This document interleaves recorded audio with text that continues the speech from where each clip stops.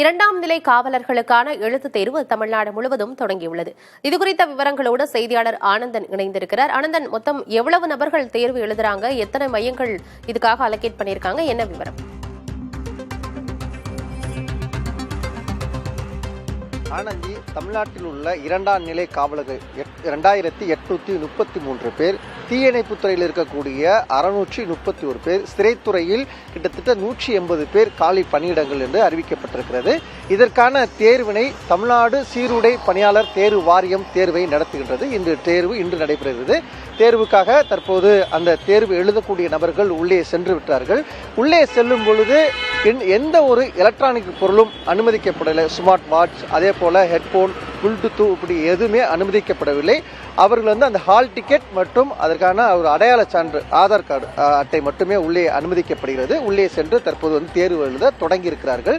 ஒட்டுமொத்தமாகவே 3665 காலி பணியிடங்களுக்கு இந்த தேர்வானது நடைபெறுகிறது. தமிழ்நாடு முழுவதும் 45 மையங்கள்ல தேர்வு எழுகிறது. இந்த தேர்வை பொறுத்தவரை 2,25,000க்கும் மேற்பட்ட நபர்கள் தேர்வு எழுதுகிறார்கள்.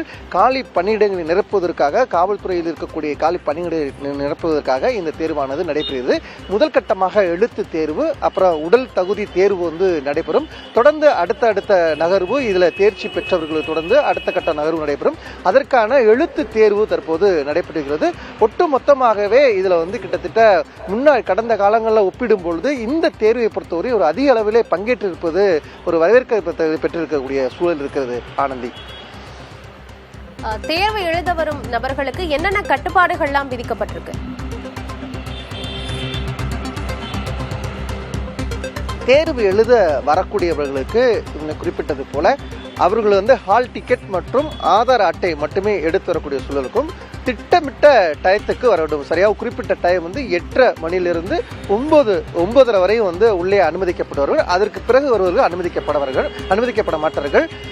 தமிழ் முதன்மை தேர்வாக கொண்டு இந்த தேர்வானது நடைபெறுகிறது. சரியாக 12:40 நிமிடங்களுக்கு தேர்வு நிறைவேறும். அதன் பிறகுதான் வெளியே வருவார்கள். இதற்கு முன்பாகவோ அதற்கு குறிப்பிட்ட டயத்திற்கு பிறகு வந்தால் யாரும் உள்ளே அனுமதிக்கப்படுவதில்லை. ஒவ்வொரு மையத்திலும் கிட்டத்தட்ட ஒரு 70லிருந்து 80 காவலர்கள் தொடர்ந்து பாதுகாப்பு பணியில் மட்டும் ஈடுபடுவார்கள். சென்று முழுவதுமாக கண்காணிக்கப்படுகிறது. இந்த தேர்வு எழுத வரக்கூடிய அந்த ஆன்சர் சீட் மற்றும் அந்த கொஸ்டின் பேப்பர் ரெண்டையுமே பலத்த பாதுகாப்போடு எடுத்துட்டு உள்ளே தேர்வு எழுதக்கூடிய நபர்கள் முன்பே காண்பித்து அதன் அந்த கொஸ்டின் பேப்பரை பிரித்து அவர்களுக்கு விநியோகம் செய்யக்கூடிய முழுவதுமாக சிசிடிவி மூலமாக கண்காணிக்கப்படுகிறது. இப்படி பலத்த பாதுகாப்போடு இந்த ஏற்பாடுகள் செய்யப்பட்டு தேர்வானது நடைபெறுகிறது. உள்ளே அதன் பிறகு லேட்டா வந்தவர்கள் யாரும் அனுமதிக்கப்படவில்லை என்பது சொல்லப்படுகிறது.